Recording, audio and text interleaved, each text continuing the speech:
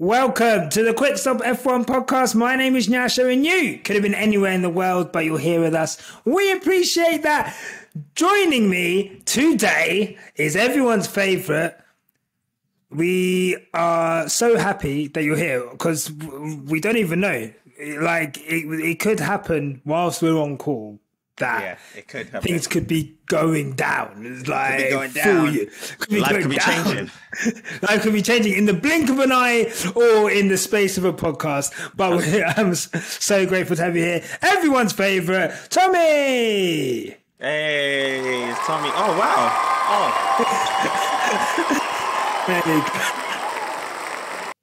Oh my God, you're literally like the first guest I've got that right for the whole season. I can't believe it. How are you? I haven't seen you since Bahrain. I'm good, I've just been enjoying not worrying about Formula One too much because I'm a massive fan of Lewis Hamilton and he's not really in the running for, the championship. So kind of like, I just go into it like on vibes. Every weekend I'm like, and now I know what Ferrari fans must feel like. I wasn't even saying it. I wasn't even saying it. It sounded like you were saying, it sounded like a little scent. No, I wasn't even saying it. I'm just like, it feels nice. It feels nice because obviously Red Bull's run away with the title this year. It's obvious it's going to happen. So it's nice because I feel like we're just with the Ferrari guys, just chilling and doing our own thing. It feels like the race is actually from third. Like if you get third, that's the true first for me. Yeah, no, it's crazy. Like there's that tweet that circulated from Mercedes where they're like, tough day at the office today, but we'll fight. And then it was like Lewis and Valtteri finished second and third, and then someone's like, oh, you guys are so dramatic. Like we're not in it to finish second and third. It's like, what? Right, as long as we're finishing now, I'm happy. Like, let's get two cars over the line if we can. But look, the thing is, they're lucky that was George's car because if that was Lewis's car, bro. Pitchforks and tiki torches, boy, it would have been peak. Oh my God. Let me tell you something. When people say Team LH is cult LH, I used to be like, nah, these people are bugging. But now I'm seeing that these people, this is a cult. This is a full-on cult. I thought I was a diehard Lewis Hamilton fan. There's people that are they're so diehard Lewis Hamilton, they would burn Mercedes down. Just for Lewis Hamilton. Like Lewis is there like, come on, the team's doing well, we're gonna come back. And these people are there like, fire everyone! Like, why are these people running the team? Boo! They suck, they've sucked. And then, do you know what the part that's really making me laugh is that all of a sudden people have this like vendetta against TOTO WOLFF. And it's so funny because 3 years ago everyone was like, hey, Toto. Now everyone's like, fire TOTO WOLFF. I'm like, bruh, these people are fickle, man. Good God, sports is not that serious.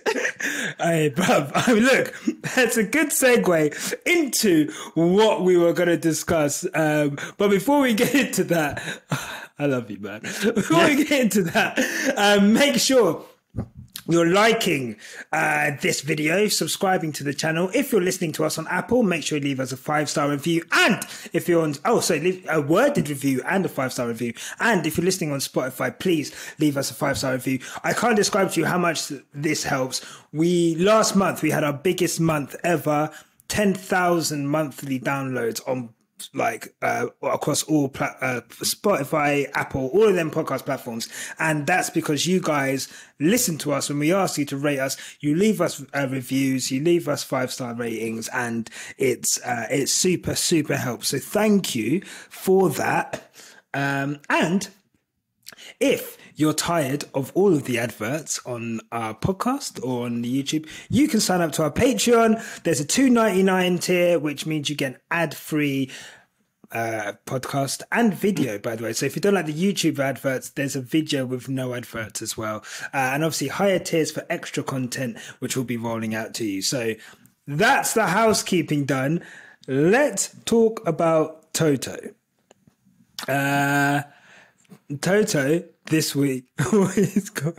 I know. I'm playing with my camera. Look, when I move, the camera moves. Yeah, it is actually. I was wondering what you're doing. It's crazy, bro. Technology is crazy, bro. Good God. No, I was like, what is? I was like, what is this? Like, what?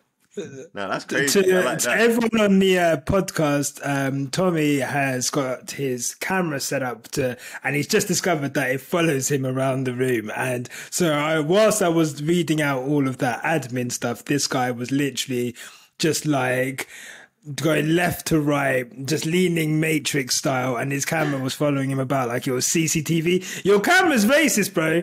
Your camera thinks you're stealing from the store. But look, Toto Wolff is well, look, it's funny you should say that. Toto Wolff, this week it came out that he was entered into Forbes list for top ranking sports people, joining the likes of Tiger Woods, LeBron James. Conor McGregor actually missed out on it for the first time in a few years, which is to be understood because he's not fought for a while. But obviously, a large part of Toto's wealth has come from the fact that he owns 33% of Mercedes, and that he is, Mercedes has grown in stature due to DTS and everything that's happened with, the growth of the bro, stop moving. You can see me. I'm experimenting. Yeah. No. Right. Let me. I'll start. This shit's crazy. Though. Technology is nuts. I'll move at my head, and the camera's moving with my head. But that is crazy. Anyway, sorry. Toto Wolff. I'm trying. It's me. I'm like, hey, Tommy, let's do like a serious news show, and we go. And this guy.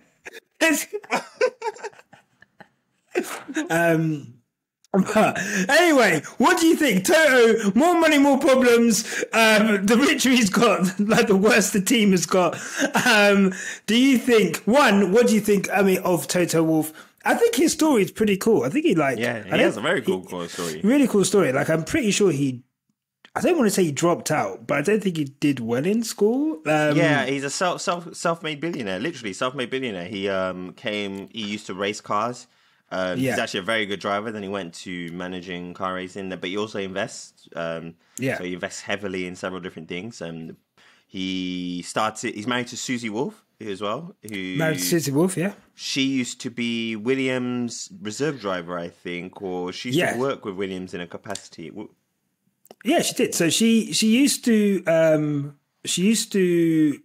was a part of Williams. I want to say she was a reserve driver, but she did something else at Williams. More recently, see, this is where Mario, we miss you. So Susie Wolff currently is. I'm pretty sure she's doing something there now. Yeah, right? she runs a teams in F. It's a team. She was in FE. She was in I'm FE. bugging, bro. This is like, bro, look, did Susie Wolff, so between 2012 and 2015, she was a development driver. And now Susie Wolff is a managing director of the F1 Academy category. That's what she does now. So that's the W series, isn't it?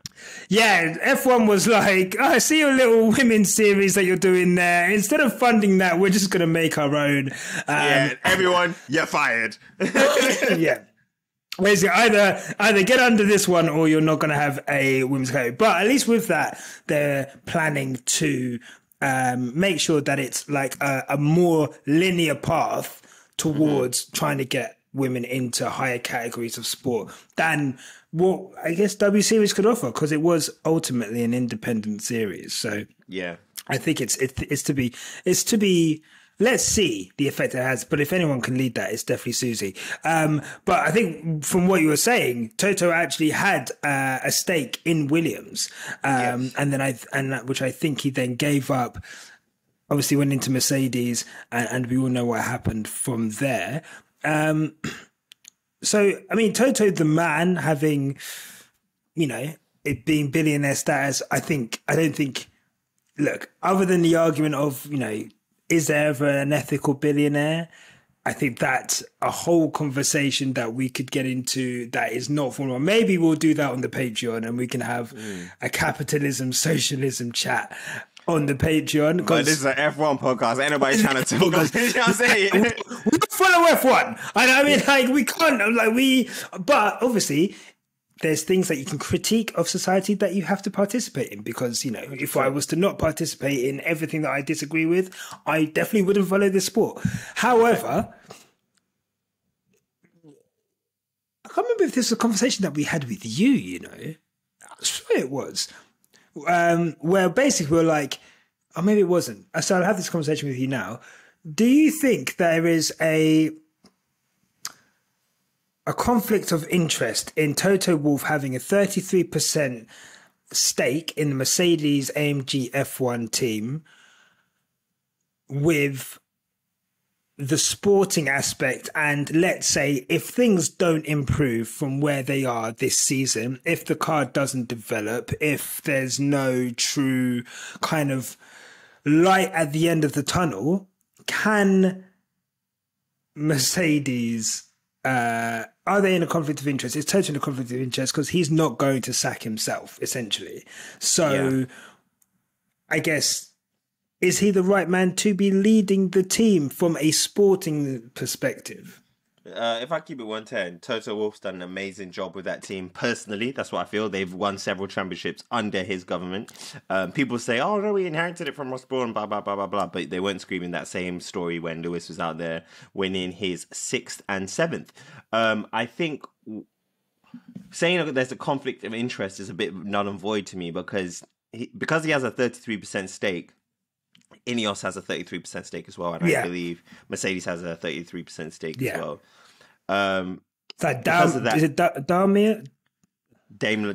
Daimler. Yeah, Mercedes-Benz governing body. But so if the team does well, he does well financially. So I don't think there's any issue there. I think people saying there's a conflict of interest are just saying people are upset. Let's keep it real. The Lewis Hamilton fans are upset that Lewis Hamilton isn't out there winning, and they need a scapegoat. So they've chosen Toto Wolff. They're using the fact that he has now been valued at $1 billion against him. It doesn't mean he has $1 billion in his bank account, mind you. It just means that he's involved.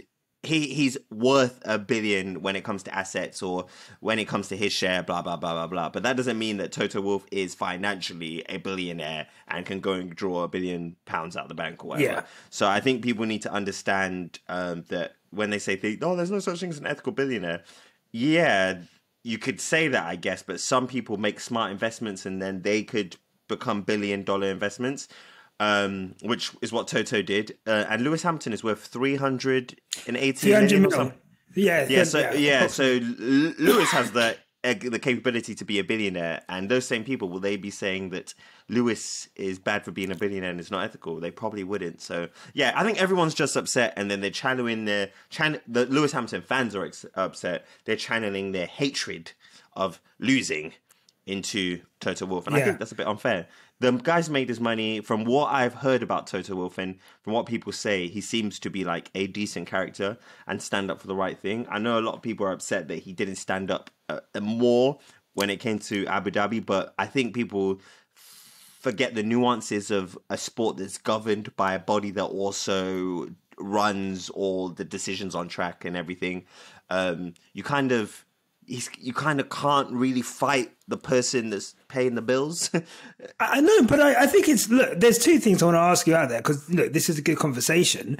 One, I don't think people realise that, I think the images of him partying after the race in Abu Dhabi don't look great for if you're a Lewis fan. But, let me tell you now, I've resorted to drink and much worse after much less has happened to me. And if something like Abu Dhabi happened to me, I don't think you'll find me like chilling, not drinking. And I think as a team, if you've gone through what they've gone through, and then as a team, that means, and that's bonuses as well.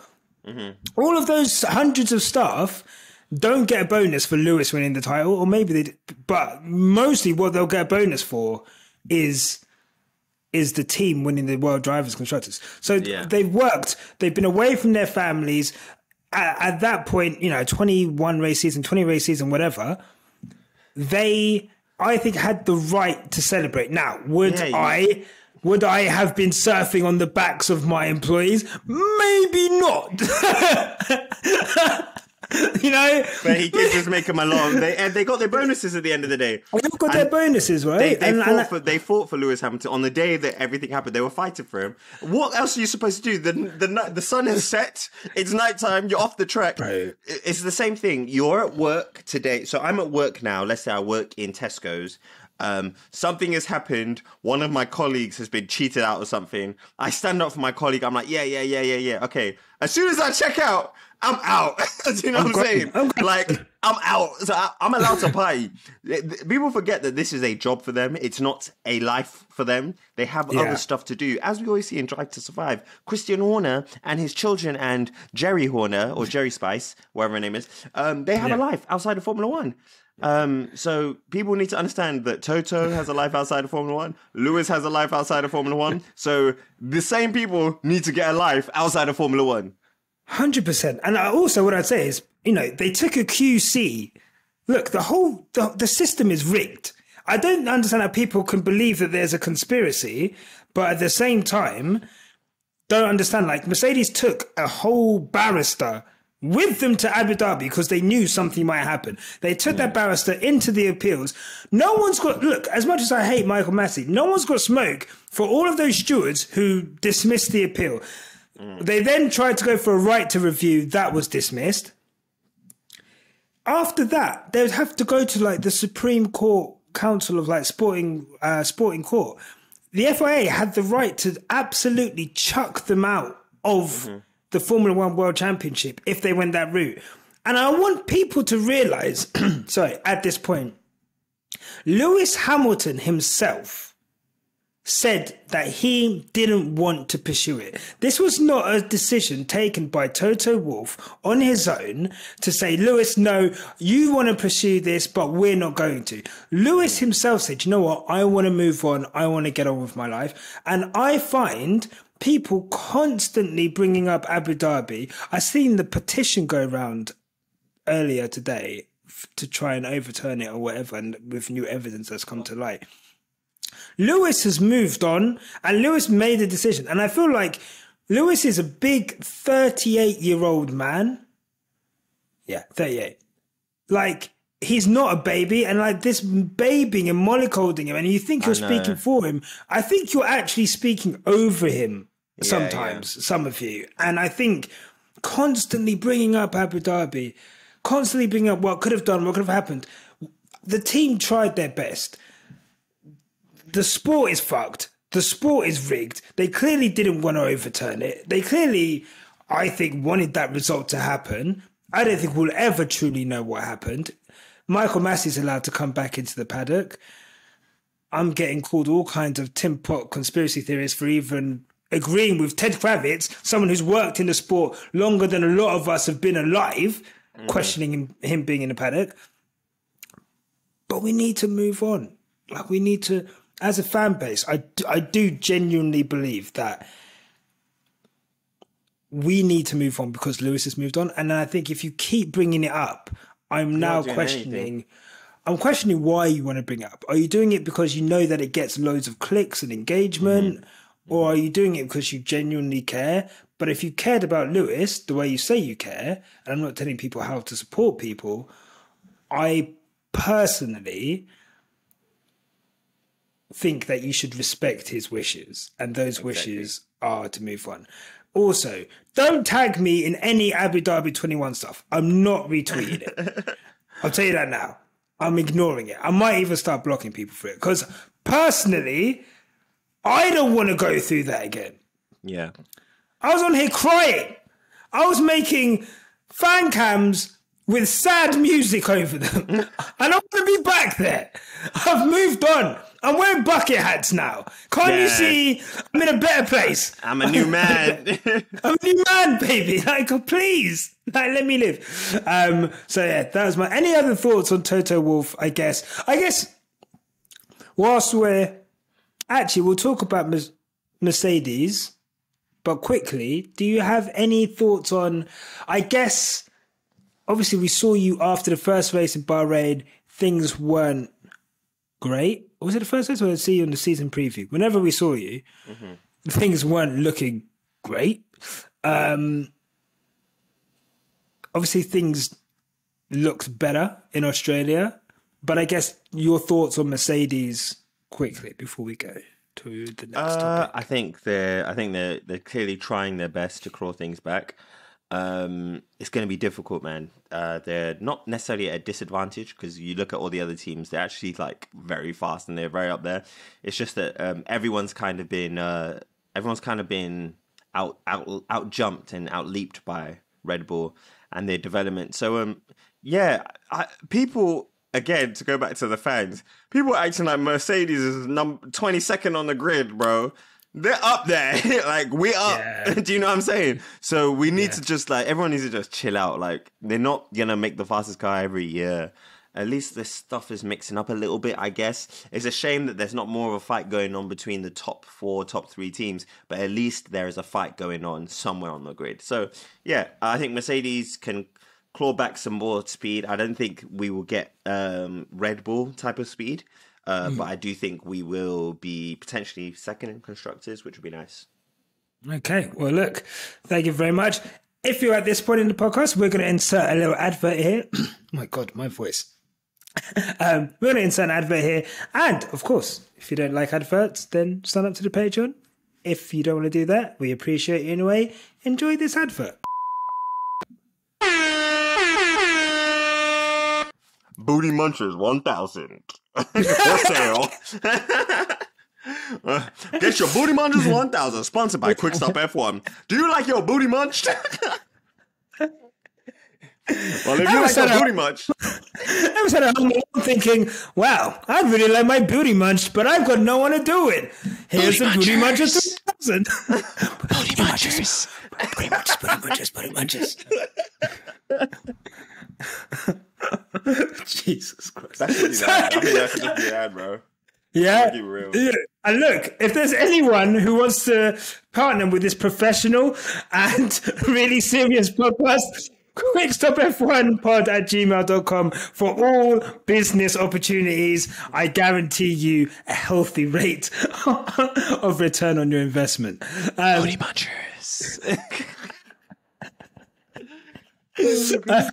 Actually, you know what? You got to go like Booty Munchers, Booty Munchers, Booty Munchers.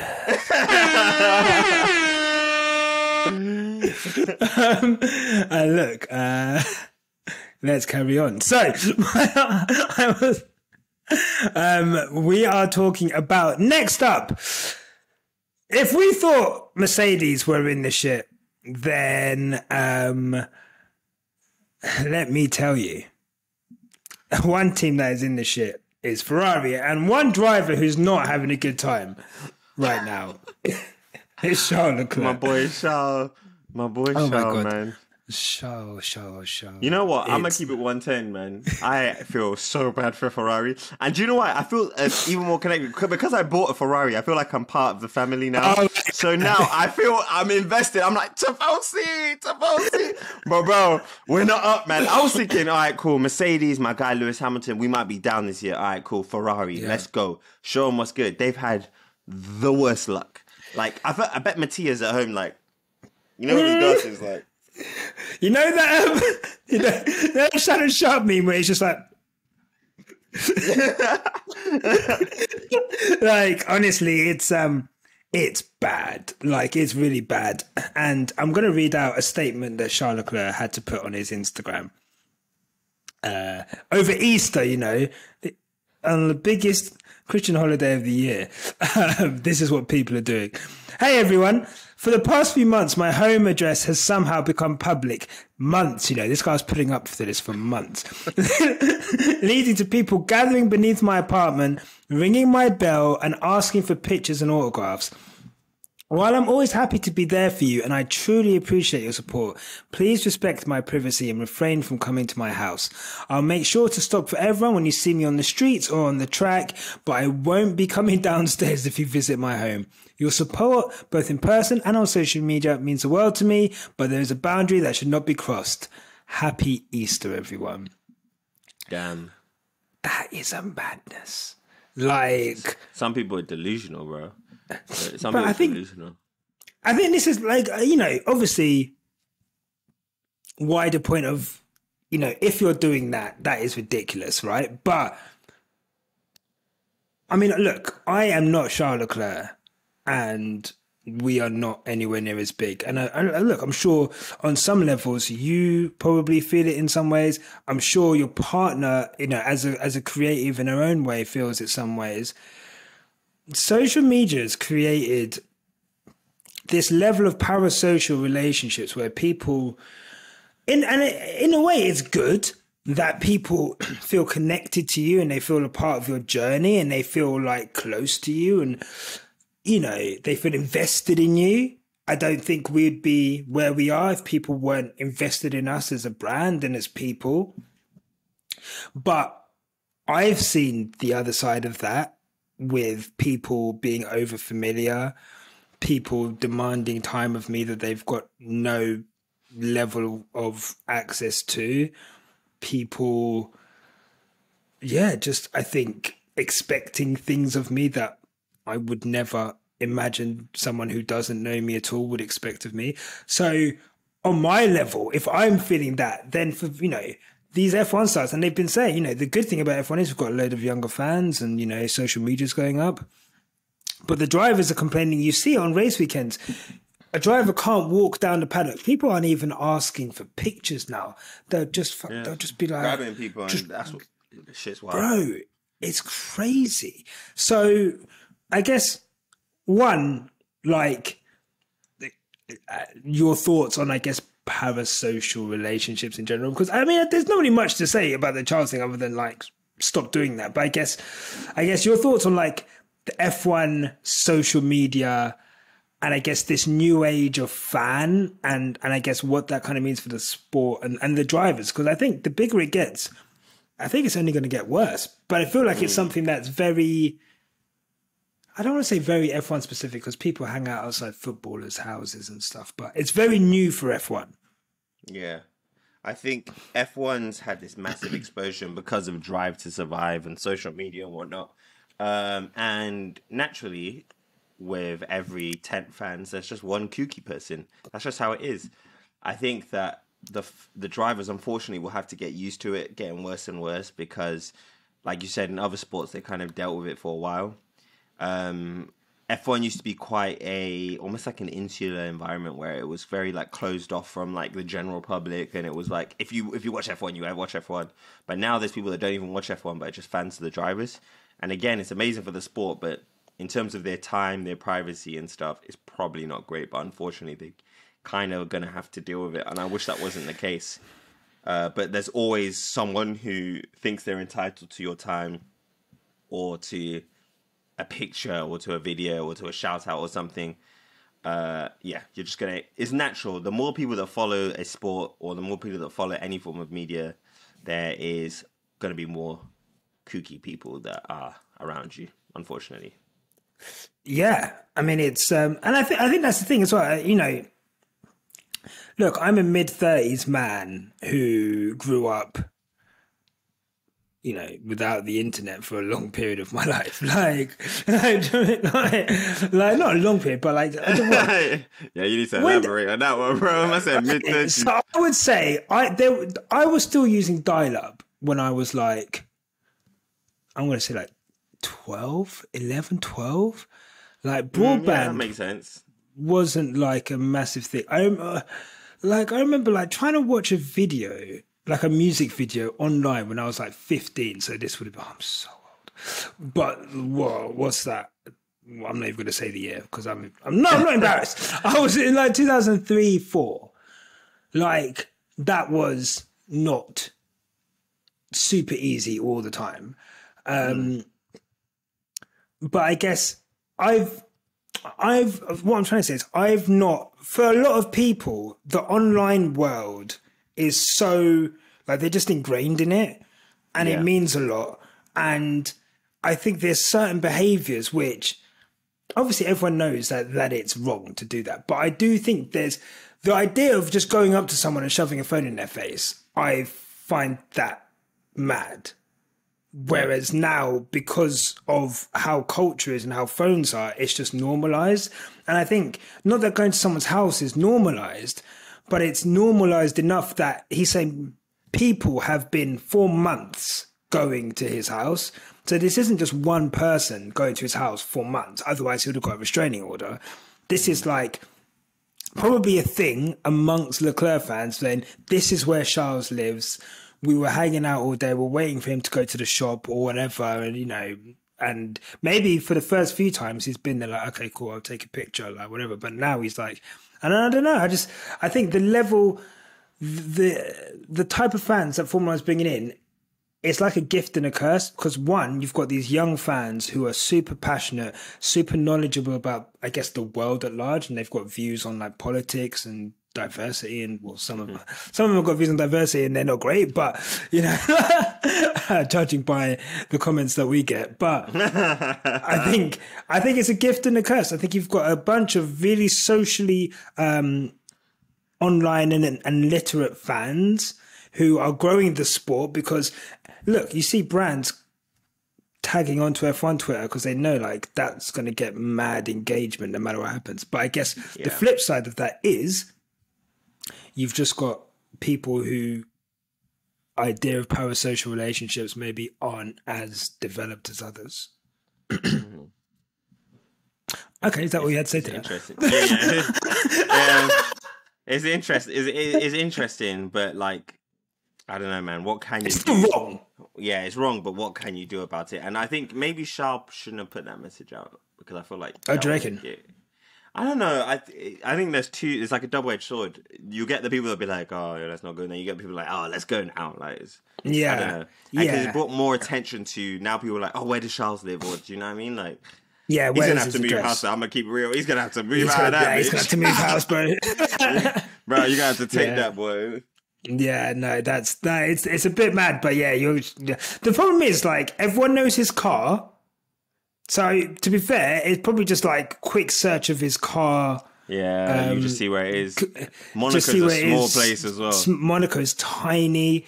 Like, do you know what I mean? Like, no one knows. I mean, people know Lewis's car collection, but no one knows. Like, there's not like pictures and pictures and pictures of Lewis's car collection. And it's not like, oh, there's Lewis's house. I've never seen him be like, oh yeah, here's Lewis's house. Whereas like Charles has literally a one-of-one Ferrari. Driving around the smallest fucking place in the world where only he would have that car. So it's just, it's, he's going to have to, I think, you know, this is him. If he didn't realize it already, he is a superstar. And I think adjusting to being a superstar is going to take, you know, some changes. And, you know, maybe he's going to have to move house. And that sucks because I'm sure he loves his house. But maybe he's going to have to move house. Maybe he's going to have to, like... It's hard, though, because Ferrari want to advertise the car that Charles Leclerc has. So it's not even something that he can... They don't even make that car anymore, the Pista. 488 Pista. They stopped manufacturing it. Oh, really? So, yeah, he doesn't have to drive it. Yeah, I guess that's the thing, innit, right? Like, you know, I feel like, you know, but these are just things that he's going to have to learn. But stop turning up to Charles's house, guys. Like, that is bad. He's not having a good time. I saw a quote saying that he's got no plans to fight for the championship this season. I think he just said, I want to finish a race. That's my end goal, which is, that is bad. He's not having a good time. He needs some media training. You should not be saying stuff. Get this boy some media training. You know what? Get all of the drivers media training because their media skills are in the tank, boy. Like, wow. Not great. Do you think, do you imagine a situation where he ever leaves Ferrari? Let's say it's not working. Like, let's say it's this bad for the next two, like this season and next season. So he goes into 2025, with 1 year left on his contract and the car has not improved relative to Red Bull. Do you see a situation where he leaves, and where the fuck would he go? I don't think he'll leave. I think if anything's going to happen, he'll get kicked out of Ferrari, and God forbid that does happen. But I don't think that he'll leave it under his own accord. I think it was his it's like one of the things, like it was one of the last things he said for his dad that he was driving for Ferrari, wasn't it? So I think Ferrari's pretty much ingrained in him as a person and as a driver. They supported his junior career. He was at Alpha before, so I don't think he'll leave Ferrari. I think, if anything, Ferrari will replace him if it came to be. But right now, there's no one really that they can replace him with that is better. And then also, they need to work on their own. The Formula 1 team needs to work on the car first before I think they can start trying to focus on drivers. Why not? To be fair, the car's actually good. It's just I feel like they've had just really bad luck this season. Like, it's really weird. Yeah, I mean, I feel like obviously, like, he would have got a podium most likely in Bahrain. Yeah. He obviously this weekend just gone, or Australia. I feel like obviously he went out in the first lap, but obviously he qualified in 7th, I think. So they were just not feeling it. Although I think Carlos qualified in 5th. So being out qualified by Sainz is always like a bit of a big deal for him. Yeah. And he just doesn't seem happy with it at all. Although, I've heard him say that Carlos Sainz has come out and said we need to change the whole concept of the car. And Charles has said, look, I don't feel as strongly as Carlos. So, whether he's just towing the company line or he genuinely believes that, he thinks there's something there. So, we'll see with Charles, but I think that's going to be a storyline, is how much can he extract out of that Ferrari this season, and I guess his mood, which is probably not helped by the fact that Red Bull is smashing it. And Fred Vasseur has come out and said that Red Bull's penalty last season was not... Wait, they had a penalty? No, that's unbelievable. Yeah, no. Normally when you're penalised, it means that you're at a disadvantage, but it doesn't seem to be reflecting in the stats. Well, unfortunately, they breached the budget cap by 1.86 million, and Vasseur said, "I'm still convinced the penalty was very light. If you consider we will improve the car's performance by a bit less than 1 second over the course of a season, and the penalty you get 1/10 of this, it's equivalent to 0.1 seconds. So as it's not linear progression, probably less. And as you're allowed to spend money somewhere else on weight saving and so on, the penalty is marginal." Obviously, Christian Horner, is saying that it doesn't really kick in. It didn't start until obviously they had the car designed before all of this was done, and it the wind tunnel reduction has applied since last October, so we couldn't afford to miss the target because you'd never be able to engineer your way out of it with that handicap. So, they're saying that they've got the car this quick, and obviously they're not going to be able to develop it. So a big thing is going to be how much everyone catches up to them. Do you reckon anyone will be able to catch up to them? Do you think the penalty is hard? A second a lap, bro. No one catching that, bro. Ain't no one catching that. I don't know how they've done it, unless they breached the cost cap this year as well, or last year as well. Sorry, I don't know how they've done it, because that car is flying. I've never seen a car have such a pace advantage in a straight line in my entire life. Like, it's insane. Some would say, when you say that the W5 in 2014 and 15 were as quick relatively to the rest of the field than the Red Bull is now. To what do you say that? Like, for example, if you remember the Bahrain 2014 Grand Prix, yeah, and after the restart, Mercedes pulled out I think a couple seconds on the rest of the field after a lap or two. I don't disagree with that, what I would say is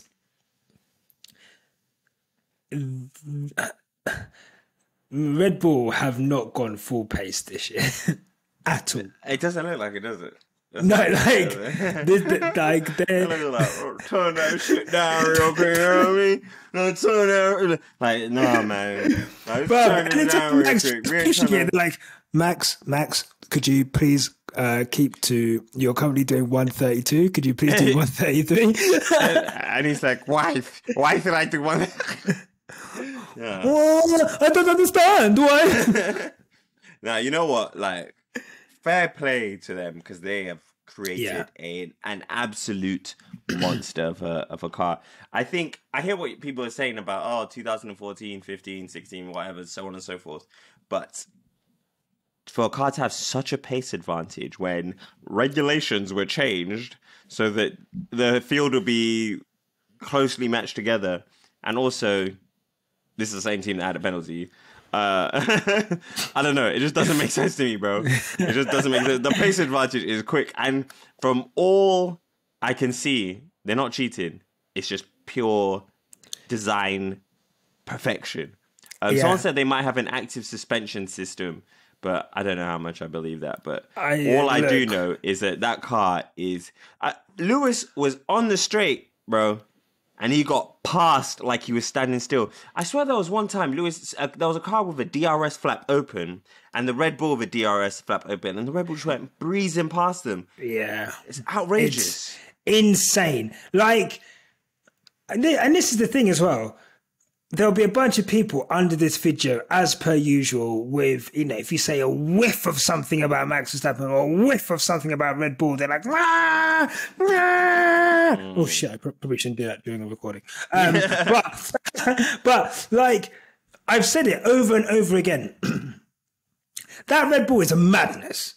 Yeah, it's a madness. And the fact that we didn't listen to Lewis Hamilton, who said that this car concept is bullshit. Nigga, you French? Yeah. I listened to Lewis Hamilton said this car ain't working. I said, you know what? This car ain't working. Have you ever watched Gordon Ramsay on a cooking show? Have you ever watched Gordon Ramsay on a cooking show? And then a person will bring out food, and you'll be like, "What the fuck is that?" And then Gordon's like, "Beautiful." Then suddenly you're like, "That's gorgeous." But when I saw the W13, I was like, "Yeah, that's it. This is gonna be quick." Then it started losing. I was like, "You know what, Lewis is spitting facts. This guy's in the one, bro." Like, bro, there's certain points in time you have to just listen to the guy that's a professional. And honestly, when Lewis said we need to change this, even I was like, "But bro, like maybe we should change that shit, bro." Because do you know what gassed them? It was Brazil, bro. When the car won in Brazil, they were like, "All right, we've got them." But Red Bull was like, "Suckers, we played you." Red Bull was probably like, "We'll let you win this. You ain't gonna change the concept, bro." Absolutely embarrassing. Oh my God. But it is what it is, man. It is what it is. But look, there's many more years of Formula One that Lewis has in him. The car can change next year, but the only thing is that they could change the concept now, and it could be worse. So, that's the thing. So everyone's going for that Aston Martin love story, bro. It's not gonna happen. Speaking of Aston Martin, Fernando had a tough race, didn't he? He was not loving that one, boy. Okay, certain man was saying that Aston Martin were going to finish ahead of Mercedes. And I said to them, chill, man, cool off. Lewis has mentioned they're closer to front teams than other teams. Aston Martin are close, right? They are close. I'm not denying that, and they're doing a good job. But the fact that Lewis was able to keep Fernando Alonso behind comfortably last weekend shows that the disparity between the two teams isn't as great as everyone is worried about. And the more the Mercedes develop the car, I've got more faith in Mercedes being able to outdevelop their car over Aston Martin. But Aston Martin's still a young team. They're still a young team. They've done bits, but their development curve isn't as great as other teams. We saw that in, was it 2020 with the pink Mercedes. Yeah, 20. Yeah, it started strong, but then 2020. Yeah, it started strong, tailed off.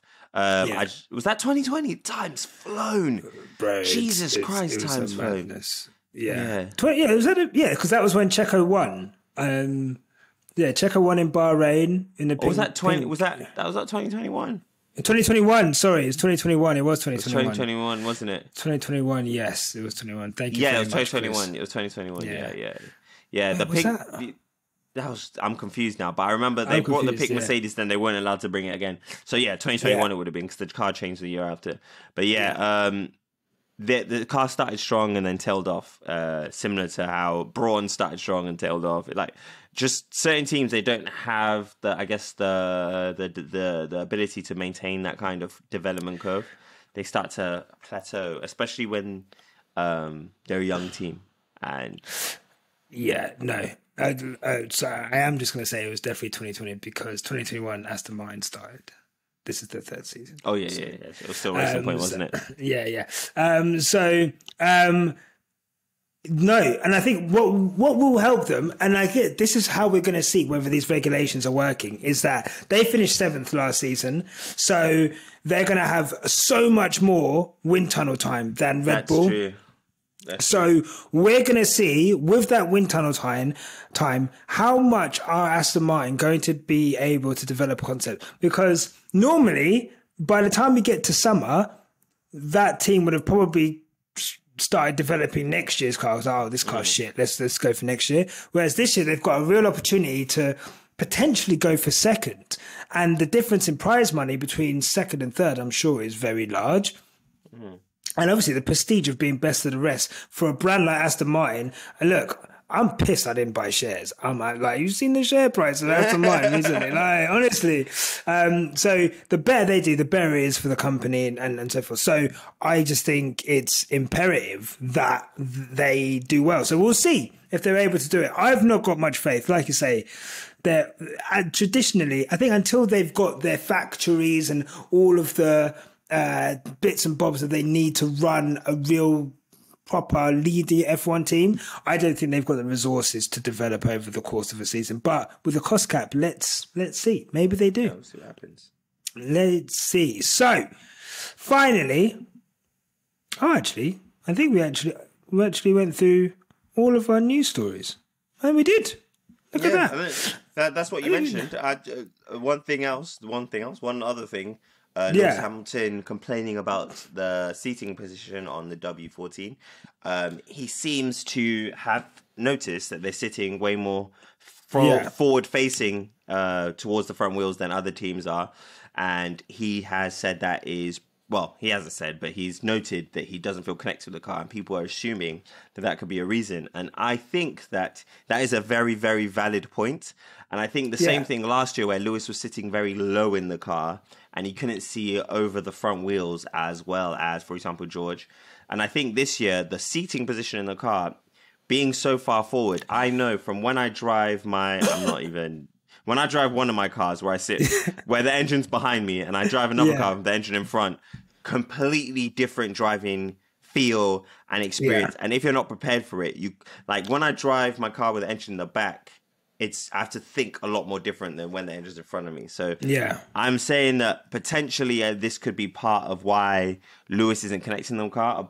But this weekend, he had a really good weekend, I guess. It would have been interesting to see where George finished if he didn't retire. But I think we're going to have to wait to see for the rest of the year what happens, what goes down with George and Lewis. I think... what are your thoughts on George and Lewis? I think George... I really like George as a driver and a person, but I think he disappointed me a bit in Australia when I feel like George needs to be careful what he says over the radio, because he seems to almost like... not purposely, but in kind of instigate that inter-team drama by some of his comments where he's like, what are we doing here? I thought we weren't fighting, or I've got my teammate breathing down my neck. You told me to my tires. Like, it's a race, bro. Like, that's always going to happen. Instead of complaining about your teammate, focus on the race, because complaining about your teammate is doing nothing but creating bad and negative headlines. So I think George just needs to manage his emotions and what he says on the radio. I think the team needs to have a word with him, because you never hear Lewis saying, oh, but why is George doing this? Why is George doing that? Like, you never, ever hear that. And with Valtteri, you rarely hear Lewis say anything about Valtteri, but you would always hear Valtteri say the little thing here or there. But I think, George needs to, instead of focusing on Lewis so much, just try and, focus on succeeding. Yeah. No, but the thing is, what pisses, everyone knows I love George and I'll defend George most of the time. And George isn't there. George didn't replace Valtteri Bottas to become Valtteri Bottas 2.0. Like, he was there to do better than Valtteri and to win world championships. You only get to be a Mercedes once in your career. So he's got to make the most of it. But I think with George, everyone could see that the Mercedes are in a manage your tyres, but don't go round at a speed which is causing Lewis to be like all over you, because he's got someone behind him. So, and like, he's not stupid. You know that Lewis has got Max like on his arse. So Lewis can't just like be in the middle of two drivers and be like, oh, you know what? Yeah, I mean, like with a car that's got like a DRS advantage over everyone. Two, I'd even argue his decision to come in at that safety car. I mean, look, I guess damned if he did, damned if he didn't. But the Mercedes are in a stronger position. If you're thinking long game, you and Lewis basically having the same kind of strategy and being line astern is going to make it harder for someone to get past you both. Yeah. But once one of you goes, we've seen it when Verstappen would have won that race. So George's assertion that, we would have won that race, it was like impossible. But it would have been harder if he had to pass two Mercedes who both have DRS than one Mercedes who, one Mercedes who has DRS and one who doesn't, than just one Mercedes who doesn't have DRS. So I agree. He needs to think like long game. He's political, but it's all in the, what I will say, it's all in the point of self-interest as opposed to really wanting to do well for the team as a whole. And I think that's where, and look, like I said, if people are willing to burn Mercedes to the ground for Lewis Hamilton, George has got no chance. You got no chance, bro.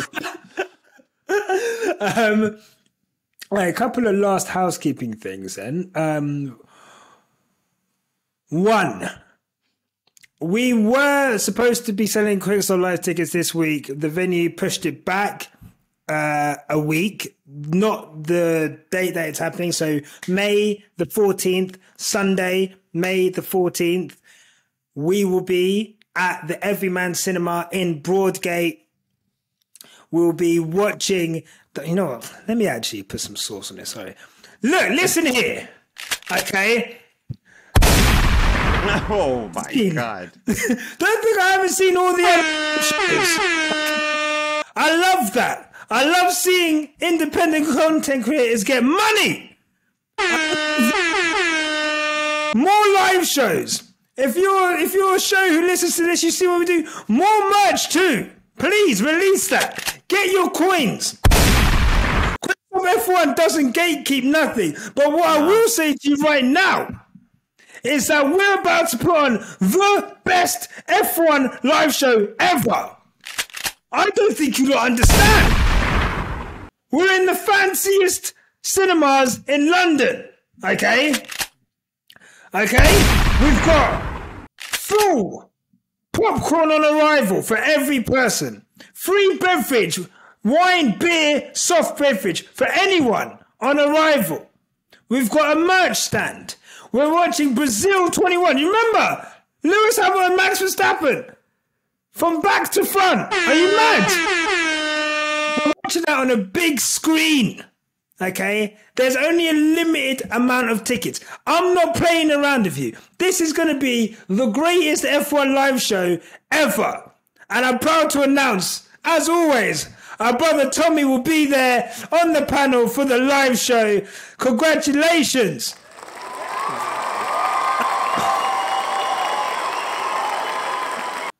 Tommy, how'd you feel for the hat trick. Quickstop Live 3, man. I feel blessed. I feel honored.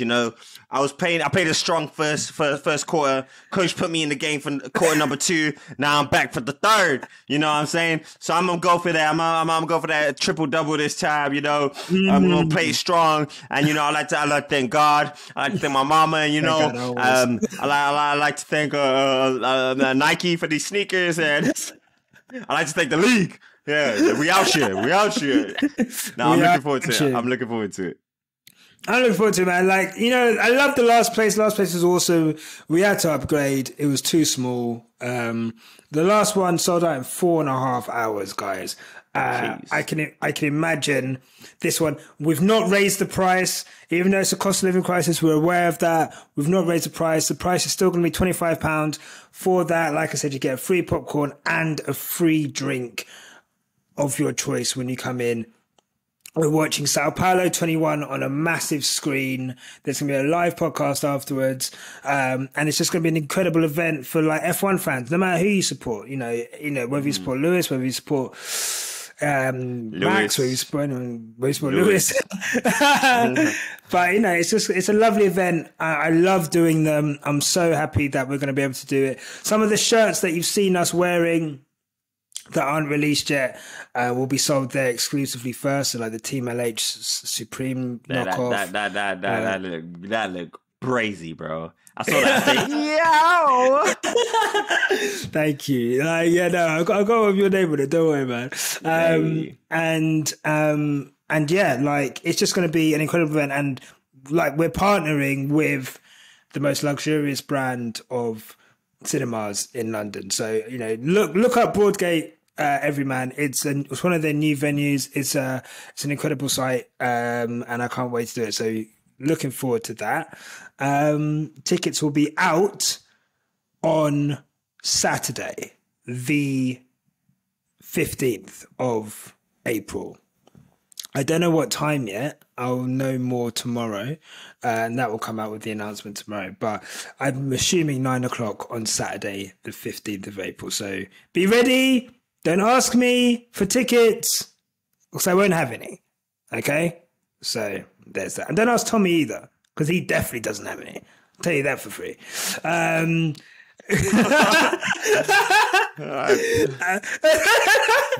that was unnecessarily rude. That's so unnecessary. But yeah, I think that's it. Thank you, guys. Tommy, anything else? I think that's it. I think that was a good little cheeky hour. Do I have anything else to say? Keep it on the black stuff. Okay, cool. Well, you gotta wait for that bit, but okay. Thank you. But between you and Tandy, I wanted to take my shit. But no, what I was going to say was make sure, obviously, if you've got this far, make sure that you are. Oh, God. There was one other story that we were supposed to talk about, but I can't be bothered. So, okay, you know what? Quickly. Max was supposed to join Mercedes-Benz a couple years ago. Max didn't join Mercedes-Benz. It nearly happened. We're all glad it didn't happen. It wouldn't have worked. Max and Lewis on the same team would have been a disaster. It would have been Nico Rosberg and Lewis 2016 Part 2. Also, Max's dad is a...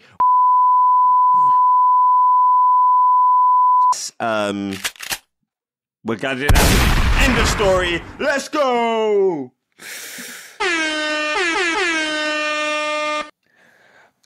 Those were the views of TOMImusic. No, they weren't my views, bro. I have a script. These guys give me a script. I read everything you hear me say. I read off the script.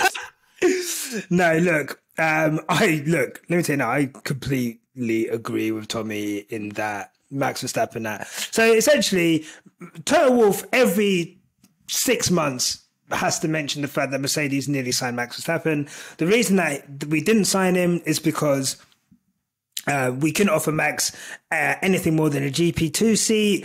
Red Bull offered him an F1 seat with Toro Rosso at the age of 15 or some shit. 16, wasn't he? 16. So, obviously a lot better than Mercedes could have offered. He went to Red Bull, and the rest is history. He won his first race with Red Bull after replacing Kvyat in Barcelona. He's going to go on to be easily top 5 of all time. Like, if this car carries on the way it is, like, I think he could surpass. If it carries on like this, he's going to surpass like Senna's win record in like the next couple seasons. Like, it's crazy. Yeah. And then you know, look, we're already looking at him being a 3-time world champion. There's not much, no matter what you say about the first one and the second one, I guess, with the cost cap, the records will show that, asterisks or not, he is one of the greatest of all time. The people who comment nasty things on this podcast aren't going to acknowledge that I said that. What they will acknowledge is what we said about. And let me tell you now, we meant every fucking word of it. He's horrible. I don't know. And he's an unsavory character. That's the one in it. You know what? Yeah, there's certain terms that white people absolutely killed. And unsavory character is like such a perfect way of describing an old like, do you know what I mean? Respectfully. So like, do you know what I'm just saying? Like, those aren't the beliefs of TOMImusic. They're the beliefs of Nyasha. But no, look, big up. And everyone at home, thank you for watching. If you've got this far and you don't absolutely hate us / want us cancelled, you can subscribe on that. Subscribe to the channel. Make sure you give us a like. Give us a review on Apple Podcasts and a 5-star rating on Spotify. And obviously, if you want to support us, please sign up to the Patreon. We're actually, we're doing really well on the Patreon, and it's really helping us with our plans. We're able to do things. Tommy, we're going out to Austin. Want to come? Well, when's Austin? For the what? For the Grand Prix? Yeah. Sure. Cool. To watch the race? Yeah, we're going to, watch the race, yeah. Sure. Yeah, I'm there. Cool. So the Patreon has allowed us to be able to budget and for us to go to Austin, and we're going to go to Vegas as well. I don't know if we're going to get tickets for the race of Vegas. Yeah, it's going to sleep still. But obviously, as we are now a Blue Wire podcast production, it would, they've got a podcast studio out there, so it'd be nice to go check out the studio. So yeah, we couldn't do that without your support, so thank you. And if you want to sign up, there's 3 tiers available for you. And that's it. All from me. Tommy, where can they find you? At TOMImusic. You know the drill. Thank you this guy. Thank you so much. And remember, no matter what life throws at you, Tommy, keep it on the black stuff. Thank you so much for joining. Until next time. Wakanda forever. Pretty much. Look, mate, if you've got this far, clearly you like what we do. So here's a link to subscribe to the Quicks Up F1 family. Give that a click. And here's another link to some more cool on our channel. Sorry, cool stuff. And remember, no matter what happens, keep it on the black stuff. Click the stuff. Click the links. Click the links. Click the links. There. They're there.